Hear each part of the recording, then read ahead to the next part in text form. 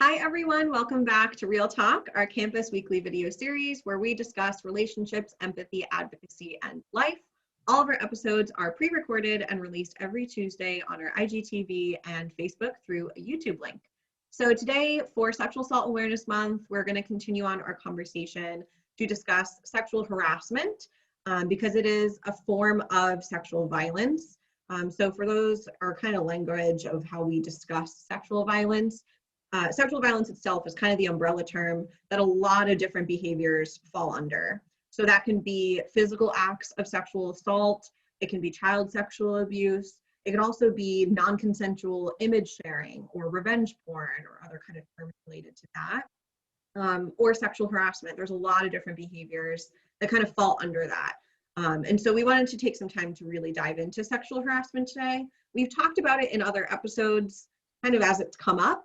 Haven't dedicated a full episode to what it is, what it can look like, and especially for college students. So we want to start off with kind of quick definition of sexual harassment and then go into some examples. I was thinking like lightning round. I don't know why that was the word. Like, bam.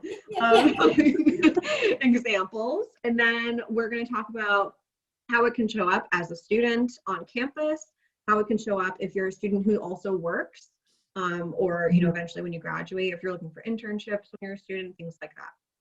So our definition at the Women's Center of sexual harassment is really any unwelcome, it can be visual or verbal kind of interactions or requests for sexual acts or sexual advances towards someone that are unwelcome. And it's typically a repeated behavior, or it can be an isolated incident that makes someone feel violated, makes someone feel uncomfortable, or breaches the power dynamics in that relationship. So if it's someone who is a professor or a coach or an employer or a manager, and they are very much not meant to behave that way, it can make that employee or that student or the subordinate in that situation feel like they have to oblige because it's their boss or their coach or their teacher telling them to do this or requesting them. So obviously it can look very different person to person. And I think part of what we're going to talk about next is the examples of it. Obviously we want to kind of start off the conversation that sexual harassment can happen to anyone of any identity. Anyone can be kind of the person. Any person of any identity can be the perpetrator of this, the person who's engaging this behavior. So it's not kind of one type of person that it happens to, and there's not one type of person that can behave inappropriately in this way. So we want to kind of recognize that right off the bat. I think a lot of the conversation kind of tends to focus on women, but it absolutely does happen to non-binary people and transgender individuals and people of all backgrounds. So just want to, and men, of course. So just kind of want to start off with that. Yeah. So lightning round. Let's let's come up with some examples of what. And we don't have to actually rush through it, but But yeah. The first one that pops to my mind is like catcalling, like on a campus, catcalling. Yeah, and I will say too, related to that, I share the story often with my students, like in classes. For some people, I look very young, I guess, sure, even though I'm an adult, but, and like a professional, but when I was on campus one time, I was walking to a building to teach a class on sexual harassment, which is what just felt so ironic about the situation. As I was walking to the building on campus to teach about sexual harassment, I was catcalled by a group of students. On my way to teach about it. I literally walked into the classroom and like started teaching it and said, this just happened to me 10 minutes ago. And I'm a student, but obviously for people who don't know me as like, oh, you work at the Women's Center, they would assume that I'm either a student or maybe a faculty member. I don't know. But yeah, so it definitely does happen on campus. I can attest to it. So catcalling was actually the first one I was thinking. Okay, another example of it, I think, can be talking about someone's sexual activity or like asking questions about someone's sexual activity where it's really crossing a line and feels uncomfortable. Yeah. I can remember being in college and like I worked at the bookstore on campus. And there was just like some of my coworkers, like they didn't really think about what they were asking me, Yeah. but they would ask about like my Thursday night and then be like, oh, who'd you go home with? And I was like, it's none of your business if I went home with somebody. Like Right. if I did, none of your beeswax. And also I'm not going to talk about that at work. Like, Yeah. Right. So exactly. And I think that's a good point that it by itself can feel uncomfortable, but then in the different environments that you're in can feel like this is not an appropriate conversation for where we are, let yeah. alone if I feel comfortable sharing that. So And yeah. like, especially if like a professor walked in, like the bookstore, so they walk in a lot. So it was just like one of those things where it's like, Yeah. And I think that's like a key thing is like if it makes you feel uncomfortable and it's making you question like why they're asking or like, is this okay? Like, do I want to answer this? That's like the time to take a pause and be like, oh, I'm Right. not okay. So Yeah. yeah, talking about your sex, yeah, that's a great example. Thanks. And another one I thought of was like the pressure, like when somebody like asks you out and like they just repeatedly ask you out after you said no, like that unwanted pressure to go on a date with them. Yes, that's huge. And that kind of relates to another one I was thinking about is so sexual harassment can be about someone's sexual orientation. It can be about someone's gender identity or targeted towards someone's gender identity or sexual orientation. And I think another thing that I hear a lot from students is if someone identifies as bi or pan, bisexual, pansexual, or lesbian or gay, even whatever in the LGBTQ community, they're often fetishized. Yeah.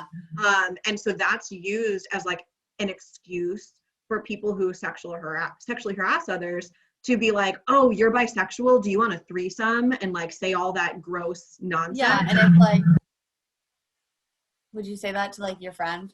No. Oh. Or anyone, right? And it's or like anyone in general.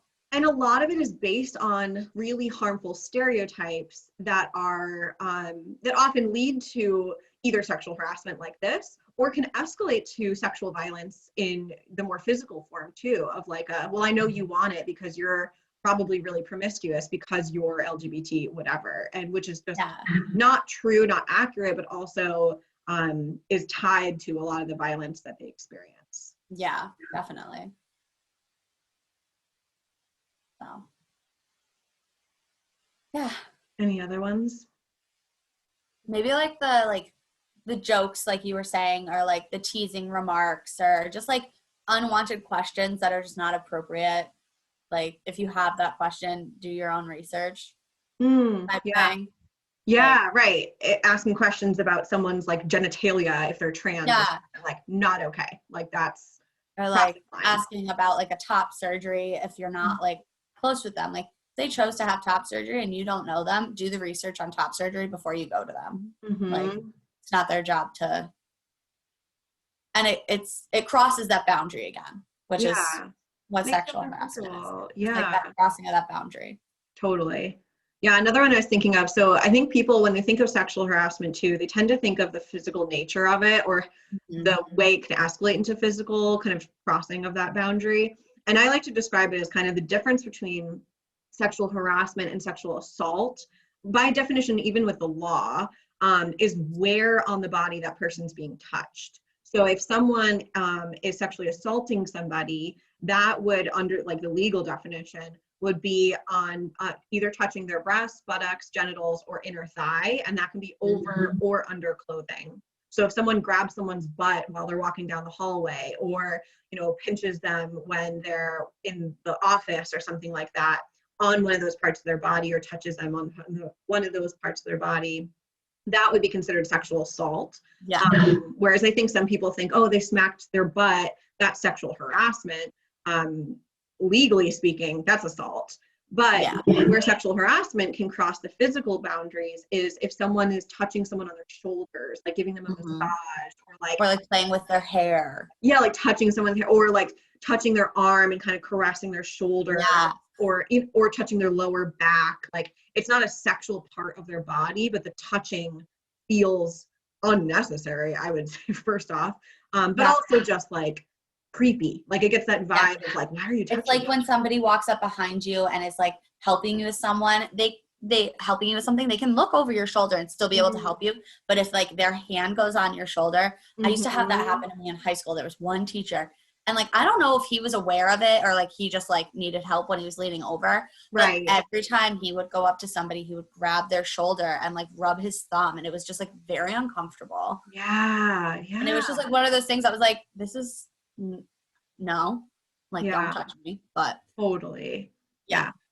I think another one too is like oh, sorry, I skipped over you. Another example.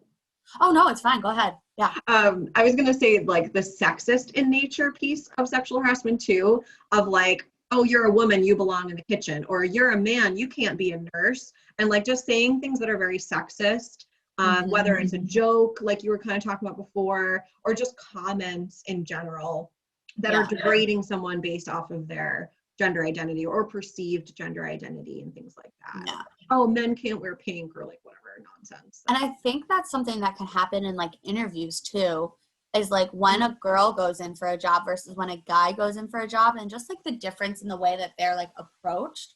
And like I remember one time I got commented on the fact that I was wearing pants instead of a skirt at a job interview. They're like, by the person interviewing you? By the person who was interviewing me. And I was like, wow, what? Like it was so sexist. I didn't want to work there after like those comments had been made. I was like, I'm good. Well, and you see that all the time with like the Grammys or Emmys or whatever, when celebrities are interviewed on the red carpet and the questions that are asked for the female actors versus the male actors are always pointed towards like, well, how do you balance work and family? Or like, what are you wearing tonight? Like, what, tell me about how you planned your makeup for the event versus for the men. It's like, how did you prepare for your role? And like things about the job itself. And so we see a lot of that. But then also like on the other side of that, it not only pigeonholes women into, well, you should care about kids and family and how you look, and that men shouldn't, but then it also puts on like, there are a lot of male actors who will say like, I have kids too, why aren't you asking me about my family? I'm also a parent or whatever. So there's like, it just like perpetuates the gender roles. And it's in a way that's not functional for either gender, because men are multifaceted just as women are multifaceted. Like everybody has something more to them than what they have on and what they are like portraying. Totally. And I think it really perpetuates the binary of you're either man or you're woman, and within those you have those gender roles. But then where do everyone else fall on that of like, can we just see them as a person and ask them about their job rather than about like things that have nothing to do with their job? So or they'll like ask the female artists afterwards like, oh, who are you trying to go home with tonight? Like I remember, I think it was Rihanna who was like, first off, I'm not looking for any type of man. Like, it was just like one of those things, like she came back at the reporter and the reporter was like, oh, like, I didn't mean it that way. And it was like, no, you did. You asked that question. You didn't. It's just uncomfortable that she didn't want to answer it. Like, well, and I think that's another part of it is like when someone who is targeted and experiences sexual harassment tries to call it out, that's where the defensiveness of like, oh, come on, I was just being nice, or like, oh, it's just a question, it's not a big deal. And it really like the deflection of responsibility is so huge in the response when someone is saying like, hey, you crossed a line or you made me uncomfortable. But I think the other piece of this, and we've done a few episodes now on restorative justice practices and cancel culture.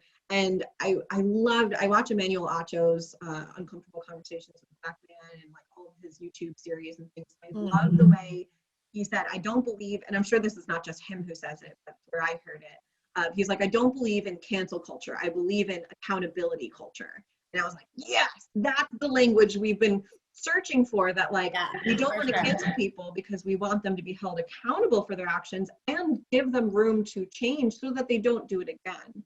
And I think that's why in like the workplace, when companies have zero tolerance policies for sexual harassment, that's actually hurtful to the survivor because they're not going to want to come forward, because a lot of times we hear from students, we hear from clients I don't want them to get fired. I don't want them to lose their job. I just want them to stop harassing me. Yeah. And that when they have a zero tolerance policy, it looks like and that's why a lot of people come forward of like, oh, they're, you know, trying to get them fired and they're trying to, and it's like, no, it's because the policy doesn't leave room for anything else. I was just having this conversation this weekend. It's really funny you bring this up. I was having this conversation. We were talking about the Me Too movement. Mm-hmm. And one of my family members got really heated and was like, well, now like one person has to just get a group of friends to come forward against one person and they'll be fired. Like, and I'm like, well, that's survivor blaming. And B, that's not like the purpose. The purpose is they are coming forward because they had something bad happen to them. The policy there is bad, not the reporting. Right. Like, yes. The reporting is valid. They felt a boundary was crossed, so they get to report. That is okay. Yeah. But this, like, the cancel culture, oh, you did it wrong once, that's it, you're done. Right. That's, I mean, if we put that on kids, it's not right. Like, kids are allowed to get a math problem wrong. Kids are allowed to get, like, things wrong in school, and that's how they learn. So why in adulthood, when we make a mistake, yes, it's a bigger mistake and it has higher consequences, but why would it automatically be, well, you're a bad person, that's it? And I think it depends on the behavior. Like if we treat sexual harassment, like inappropriate, you know, language the same as we treat rape, that's a problem. But we obviously want to look at, you know, the connection between those behaviors, and we want to take them seriously no matter what's coming forward. But I think, it's such a huge part of the like problem in the response to sexual harassment is people are like, oh, well, it's just words, or it's just like comments. You know, if it's a student who's experiencing it on campus, whether maybe they're an athlete and their teammates are, I hear it all the time that the culture, and obviously we're not going to get into whole like locker room talk and whatever, but that is a thing that I hear a lot from the athletes, of the language that's used in the locker rooms. And if there's an athlete who's experiencing homophobia or transphobia or sexism, like whatever that may look like within their team, you know, by their teammates, not their opponents even, but the people that are supposed to be supporting one another, that can lead to consequences for the victim, because then they fear that if they come forward, they're going to get the like, oh, come on, we were just kidding, or like you're just too sensitive and you need to lighten up, get a sense of humor. They're not going to be taken seriously, especially for male victims and male survivors.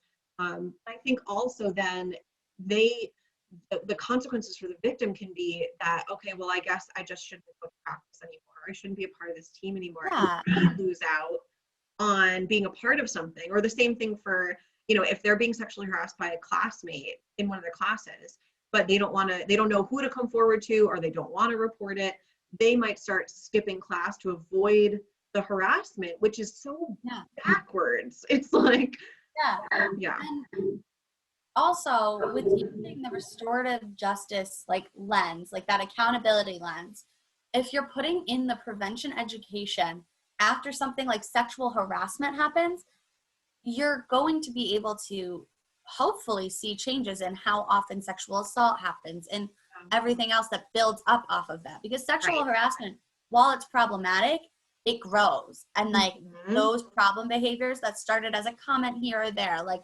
to touching, to sexual assault, like it all grows. You see it. It's never like somebody's like wakes up and is like, I'm going to rape someone today. Like, it's not where it starts. So if you get rid of the cancel culture and allow accountability to start at like the small behaviors, and not that they're not harmful, they are, but they're smaller harmful behaviors, that's where you want to get that education in, so they know what their actions are doing and how it's affecting others. And it gives them a chance to make the change. 100%. Because then if the sexual assault still happens and they've had that prevention education, you clearly see that this is a choice. Problem, a choice. Like it's a choice at this point. And it's not that you didn't know better, because you've had that restorative justice. And that's where like you bring in the consequences. But, and not that like there isn't a consequence with restorative justice, there's still those opportunities, but it's more about holding somebody accountable and making sure they know how harmful their actions were and why it was harmful. Right. Yeah, I 100% agree. And I think for, you know, we talked a lot about the different ways that can show up For students, it can show up in the classroom. It could show up in different spaces where you have someone who is in a position of authority over you, but it can also be among equals. You know, whether that's someone making comments about your body, making comments about your sexual activity, making comments about your perceived sexual orientation, you know, those sexist comments or inappropriate comments, whatever, that make you uncomfortable, violated, whatever that is. Your experience is valid. No matter where you are on that line of where we've kind of talked about this, like, please know that I hear from students all the time who kind of shrug it off of like, well, it's not that bad, or like, it's not as bad as what someone else that has gone through. But please just know your experience is valid no matter where it falls on the like severity of these actions.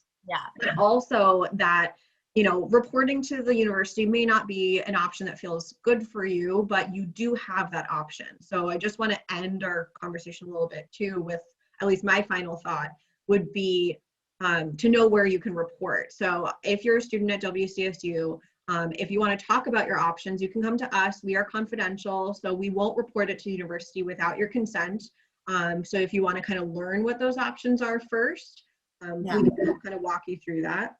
But what your options outside of us and counseling and advocacy looks like is you can report it to Title IX. So Title IX, and that can be anonymously. You don't have to put your name on it or anything. You can submit it in the online form on the website. You can call their office. You can do it, you know, non-anonymously if you wanted to pursue kind of more action that way. You can pursue judicial action, whatever that may look like. So just know that you can report it on campus, or if you just want to receive support.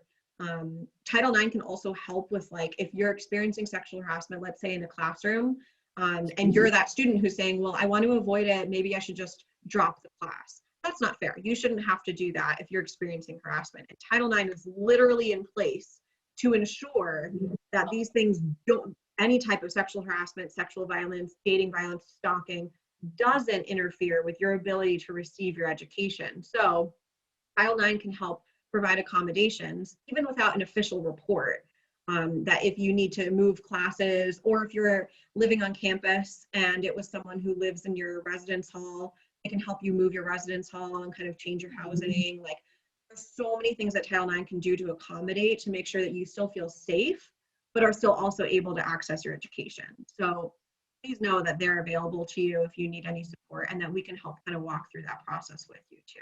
So that was my kind of final thought I wanted to share.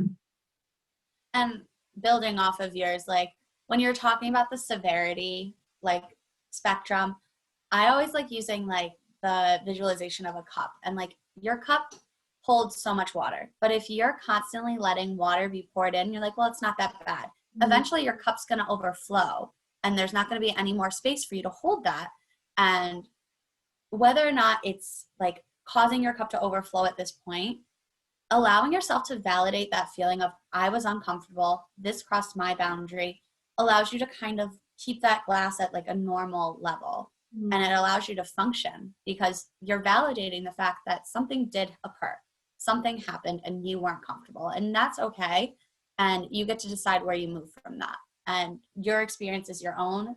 And I always like hate comparing experiences, because each person has their own like level of where they can hold it to. Like if you're already, your back's already breaking and you add one more stone, it's done. So you need to, I hope people like understand they can come forward about their experiences, and it doesn't have to be this big thing. It can just be, hey, let's talk about what happened, validate it, and find a way to move forward. Yeah. Because I think that's what most survivors want, is just a way to move forward and like acknowledge that something did occur. Right. Exactly. And I think move forward is such great language, because I think when people hear like move on, it implies that like leave it in the past, forget about it. Whereas move forward, I think, is more powerful, because you're able to move forward in your life in whatever way makes sense for you, while still acknowledging, like you said, what happened. You don't have to leave it behind. You don't have to forget about it. You don't have to like pretend it doesn't matter, or like, oh, I'm healed, I'm good. Like it's the ability, like you said, to just function in your life. So I think that's a really important way of kind of describing it. Oh no, you froze. Oh, there you are. Okay. Hello. You're back. So yeah, I think that's a great way to wrap up our conversation. Yeah, so thank you guys so much for listening. Remember, these episodes are all pre-recorded and available to view on IGTV and Facebook through a YouTube link. If you have thoughts, questions, reactions, or even suggestions for future episodes, feel free to reach out to us at any time. Please share this episode with your friends and stay tuned for next week's episode. Thanks for joining us. Thank you.